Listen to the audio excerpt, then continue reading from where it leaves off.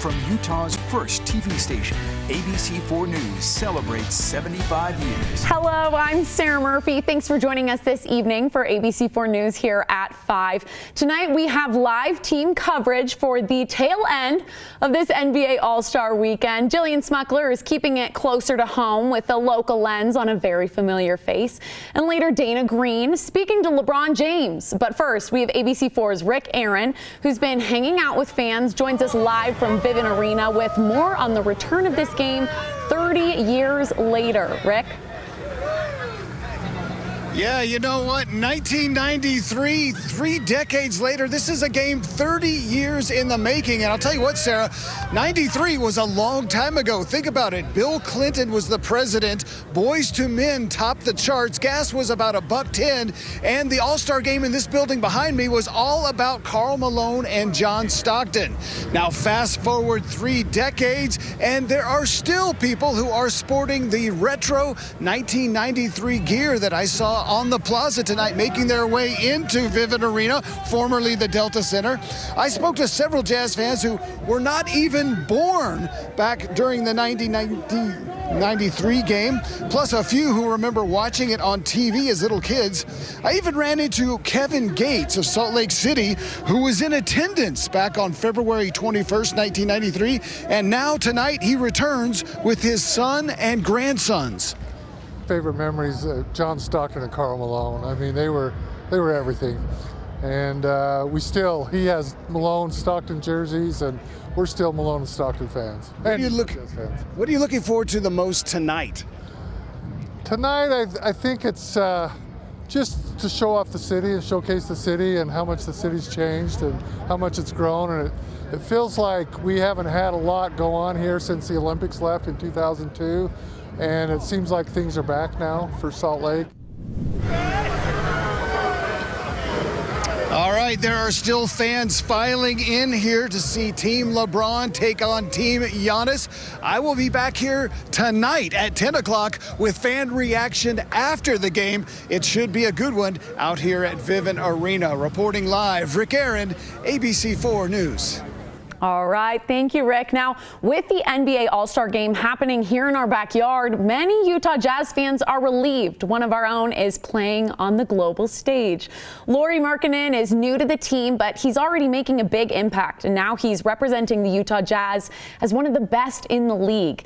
ABC4's Jillian Smuckler joins us live now from Vivint Arena. Now, Jillian, what is it about Markkanen that Jazz fans are loving so much? Yeah, Sarah, I've talked to a lot of Utah Jazz fans about Lauri Markkanen, and the one thing they keep telling me is they love how humble he is. So being chosen to play in the NBA All-Star game is a pretty big deal, but for Markkanen, he's really more focused on making his teammates and his state proud as the only All-Star on the team this year. Now, a lot of Utah Jazz fans, they tell me they're relieved. When Donovan Mitchell and Rudy Gobert left the team last year, a lot of fans were wondering who, if anyone, would represent Utah in the All-Star game when it came to our city. But now Lauri Markkanen has not only proven himself as one of the best players on the team, but the entire league. And many Utah Jazz fans are feeling hopeful for the future. He's representing us, and I wanted to support him, and he's just a big surprise that happened to us in the rebuild process. He just appears, and he's just blossoming to the cream's rising right there. And he looks like a great guy, the type of guy that works well in Utah, like Malone and Stockton and Hornacek and the crew. So he's a perfect fit.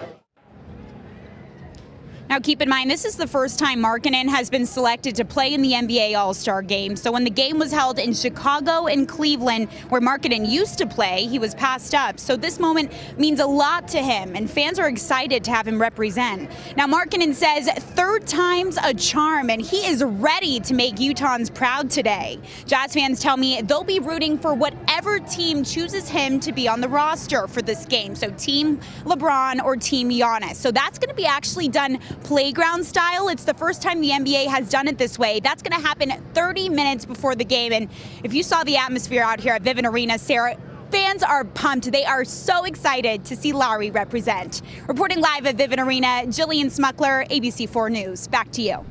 All right, thank you, Jillian. We're now checking in with Pinpoint Weather Forecast meteorologist Nate Larson. And Nate, lots of visitors here in Salt Lake, some exciting energy. Seems like they brought a little bit of the nice weather with them. It was pretty sunny today. Oh, it was beautiful after a little bit of snow overnight, a little bit of slick road conditions out there this morning, but overall, fantastic day. Sunny St. George as well. Beautiful conditions across the southwest part of the state. We're looking at mostly clear skies. Temperatures have been in the mid-50s down in Utah's Dixie over Ensign Peak, looking at lots of clear skies.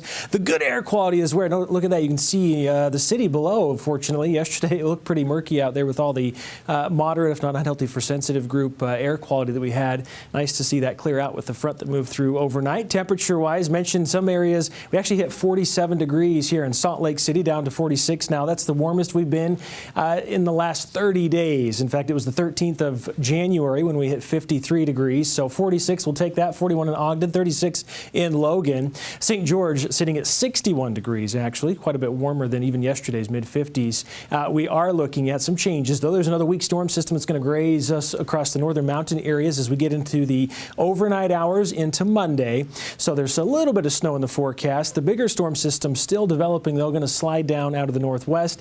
Should start to impact us on Tuesday. Here's kind of a look at future casts. So into the Monday, overnight hours into Monday morning, we will see increasing moisture, clouds starting to increase from the northwest.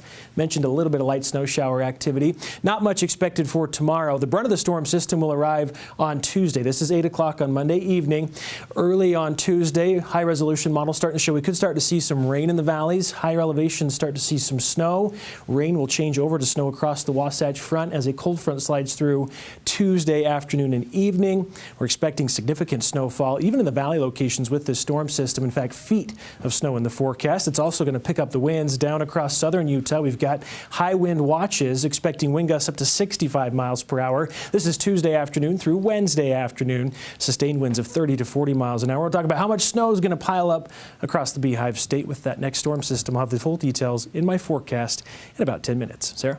All right, thank you, Nate. If you're planning on traveling for spring break, we might have a little bit of bad news for you. You're not alone.